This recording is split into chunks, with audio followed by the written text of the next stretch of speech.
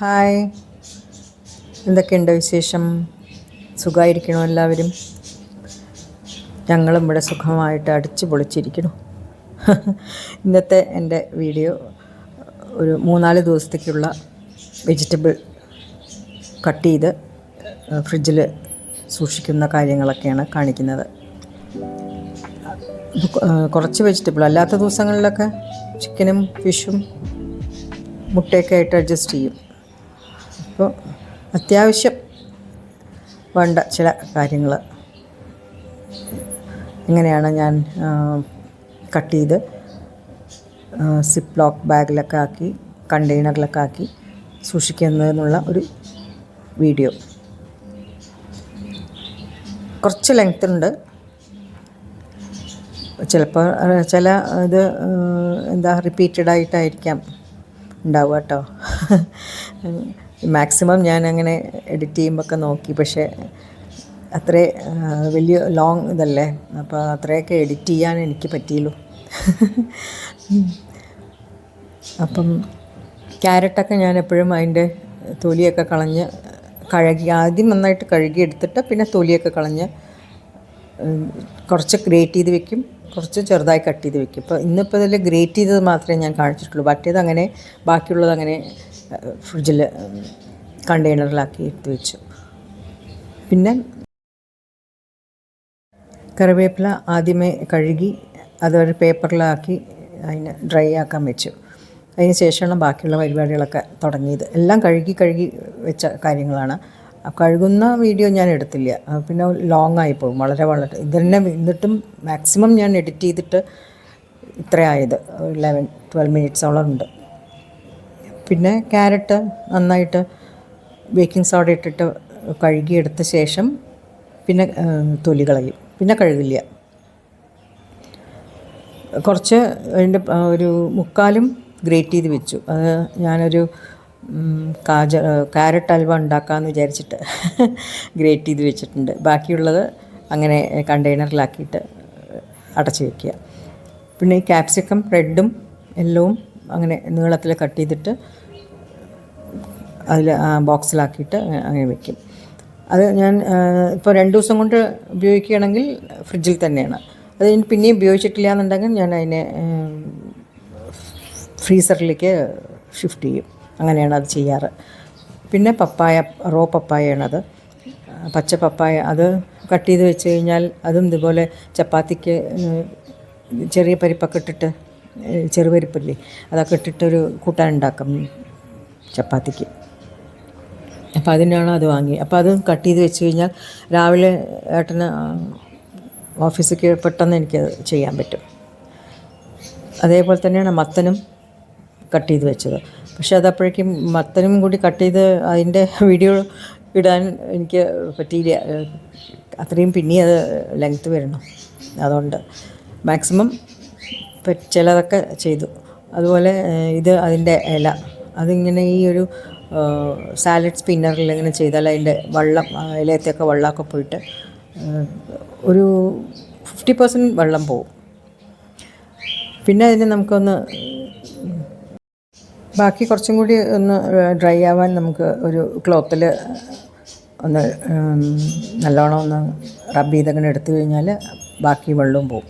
അപ്പോൾ ആ കറിവേപ്പിലയും മറ്റേ ആ സെലറിയുടെ ഇതൊക്കെ വെച്ച് അതിൽ കൂടെ തന്നെയാണ് ഇട്ടിട്ട് ആ ബോക്സിൽ അടച്ച് വെച്ചു.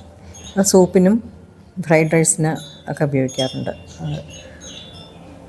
അപ്പോൾ അത് സ്പിന്നർ ചെയ്യുമ്പോൾ ഒരുവിധം വെജിറ്റബിൾ അതിൻ്റെ ഇപ്പോൾ കാരണം വിൻ്ററല്ലേ, അപ്പോൾ നമുക്ക് അല്ലെങ്കിൽ വെറുതെ പേപ്പറിലിങ്ങനെ ആക്കി വെച്ച് കഴിഞ്ഞാൽ പെട്ടെന്ന് ഡ്രൈ ആക്കി കിട്ടും. ഇപ്പോൾ വിൻ്റർ ആയതുകൊണ്ട് നല്ല കഷ്ടമാണ്. അപ്പോൾ ഞാൻ ഈ സാലഡ് സ്പിന്നർ ഉപയോഗിക്കും. എന്നിട്ട് ബാക്കി തുണി കൊണ്ടും വരും. കാരണം വെള്ളം ഉണ്ടെങ്കിൽ അത് അത്രത്തോളം നിൽക്കില്ല, പെട്ടെന്ന് സ്പോയിലായിപ്പോവും വെജിറ്റബിൾസൊക്കെ ഫ്രിഡ്ജിലൊക്കെ വെച്ചിട്ടുണ്ടെങ്കിൽ. പിന്നെ ഞാൻ ചെയ്തത് വെണ്ടയ്ക്കയുടെ തലയുമാലും കട്ട് ചെയ്ത് കളഞ്ഞു.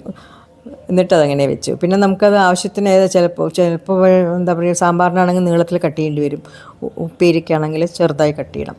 അപ്പോൾ അതെന്തിനാണെന്ന് നമ്മൾ അപ്പോഴല്ലേ അത് എടുക്കുമ്പോഴല്ലേ ആലോചിക്കുക. അപ്പോൾ അതുകൊണ്ട് ഞാൻ തലയും വാലും മാത്രം കട്ട് ചെയ്ത് ബോക്സിലാക്കി അങ്ങനെ വെച്ചു. അതും ഫ്രീസറിൽ വെച്ചാലും ഇതുപോലെ നിൽക്കും കേട്ടോ കുറേ ദിവസം. ഞാനൊരു ദിവസം ഇതുപോലെ വെച്ചിട്ട് ഫ്രീസറിൽ വെച്ചിട്ട് മറന്നുപോയി, ഓർമ്മയില്ല. പിന്നെ എപ്പോഴാണ് നോക്കിയപ്പോൾ അതേപോലെ ഇരിക്കണം, ഒരു ഇതുമില്ല. ഫ്രീസറിൽ നിന്ന് എടുത്ത് നമ്മൾ അപ്പം തന്നെ ഉപയോഗിക്കണം, അല്ലാണ്ട് തണുപ്പ് പോകാൻ വേണ്ടി നിൽക്കാൻ പാടില്ല. നമ്മളങ്ങനെ ചെറുതായിട്ട് കട്ട് ചെയ്യുക, സാധാരണ വണ്ടൊക്കെ നമ്മൾ വറുത്തിട്ടല്ലേ വയ്ക്കുക, അതുപോലെ ഒന്ന് വറുത്ത് കഴിഞ്ഞാൽ അത് നീറ്റായിട്ട് കിട്ടും.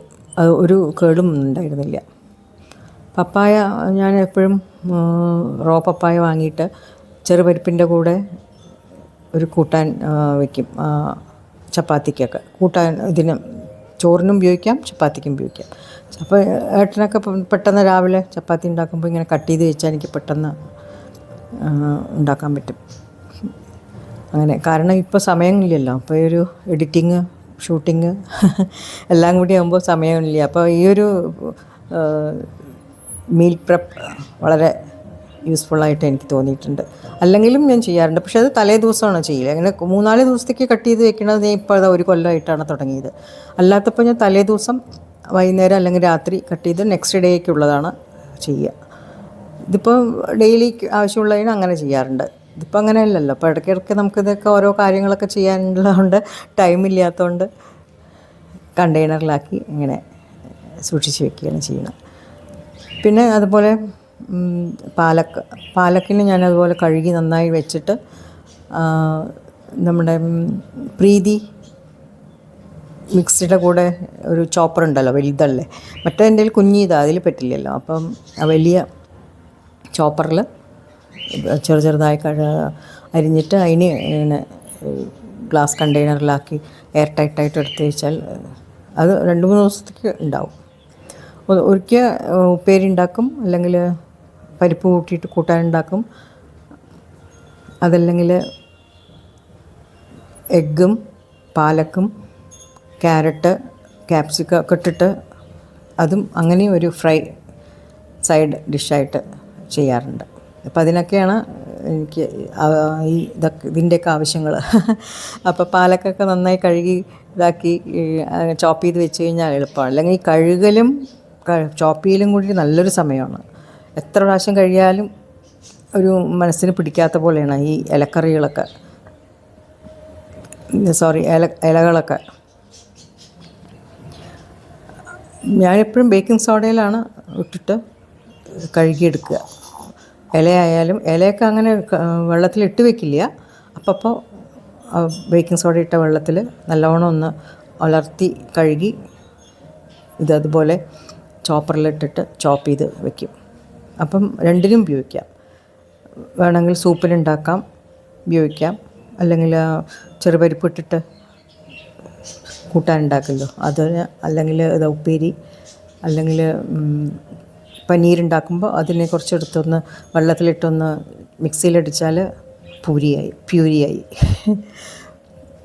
സ്പിനച്ച് പ്യൂരിയാവും. അങ്ങനെ പല യൂസും ഉണ്ട് ശരിക്കും. അപ്പോഴേക്കും ടോഗോ അവിടെ നിന്ന് എത്തി നോക്കുകയാണ്. മമ്മി എന്താ കുറേ നേരമായല്ലോ കിച്ചൻ്റെ ഉള്ളിൽ, ഇങ്ങോട്ടേക്ക് വരൂ എന്ന് വിളിക്കുകയാണ്. അവന് ബോറടിയാണ്, ആരും ഇല്ലല്ലോ, ഞാനല്ലേ ഉള്ളൂ പകല്, മോളും ഇല്ല. മോളിപ്പം 26th വരുള്ളൂ. അപ്പോൾ ഏട്ടനും വരുന്നവർ ഞാനും അവനല്ലേ ഉള്ളൂ വീട്ടിൽ. അപ്പോൾ അവൻ മമ്മി കുറേ നേരമായല്ലോ കിച്ചൻ്റെ ഉള്ളിൽ, എന്താ വരാത്തത്. അവനിങ്ങനെ കളിക്കണം, കുറച്ച് നേരം അവൻ എൻ്റെ കൂടെ ഇങ്ങനെ വികൃതി കാണിച്ച് കളിക്കണം, അതൊക്കെയാണ് ആവശ്യം. അതിനാണ് നോക്കണം എന്താ വരാത്തത് പുറത്തേക്ക്. പിന്നെ ഞാൻ അതിനെ ഒരു ചെറിയൊരു നാപ്കിൻ വെച്ച് ഇത് കിച്ചൺ നാപ്കിൻ വെച്ച് അടച്ച് കണ്ടെയ്നർ എയർ ടൈറ്റ് ഇട്ട് വെച്ചാൽ അത് കുറച്ച് ദിവസം എന്തായാലും ഇത് വയ്ക്കും. പിന്നെ ക്യാരറ്റ് ഗ്രേറ്റ് ചെയ്ത് വെച്ചു, ഒരു 3/4 ഞാൻ ഗ്രേറ്റ് ചെയ്തു. കാരണം ഞാൻ ഒരു ക്യാരറ്റ് ഹൽവ ഉണ്ടാക്കാമെന്ന് വിചാരിച്ചിട്ട് ഗ്രേറ്റ് ചെയ്ത് വെച്ചിട്ടുണ്ട്. അപ്പോൾ അത് ഒന്ന് വീഡിയോ എടുക്കുമ്പോൾ അതിടാം. പിന്നെ ബാക്കിയുള്ളതിനെ അങ്ങനെ കണ്ടെയ്നറിൽ അങ്ങനെ വെക്കും. അതിപ്പോൾ എന്തിനുമാണെങ്കിലും ഒന്നുകിൽ റൗണ്ടായി കട്ട് ചെയ്യേണ്ടി വരും, അല്ലെങ്കിൽ വളരെ ചെറുതായി കട്ട് ചെയ്യേണ്ടി വരും. അപ്പം ബാക്കിയുള്ളത് അങ്ങനെ തൊലി ചെത്തിയിട്ട് വെച്ച് കഴിഞ്ഞാലല്ലേ എളുപ്പമാണ് നമുക്ക് ചെയ്യാൻ. ഇത് ഞാൻ എപ്പോഴും ചെയ്യാനുള്ളതാണ്. ക്യാരറ്റൊക്കെ എപ്പോഴും, ക്യാരറ്റ് ബീട്രൂട്ട് അതൊക്കെ എപ്പോഴും ഇത് തുടങ്ങുന്നതിന് മുമ്പേ ഞാൻ അങ്ങനെയാണ് ചെയ്യാറ്. എന്താ, യൂട്യൂബ് തുടങ്ങുന്നതിന് മുമ്പേ തന്നെ തൊലിയൊക്കെ കളഞ്ഞ് ഗ്രേറ്റ് ചെയ്തിട്ട് ഇങ്ങനെ കണ്ടെയ്നറിലാക്കി വയ്ക്കും. പിന്നെന്താ, അപ്പം അങ്ങനെയാണ് എൻ്റെ ചെറിയ കാര്യങ്ങളൊക്കെ. ഇതിപ്പോൾ 2 നേരമായിട്ടാണ് ചെയ്തത്, കുറച്ച് ഉച്ചയ്ക്ക് കുറച്ച് വൈകുന്നേരം അങ്ങനെ. കാരണം എന്താ, ചിലത് ഡ്രൈ ആയിട്ട് കിട്ടണ്ടേ ആ ഇലകളൊക്കെ.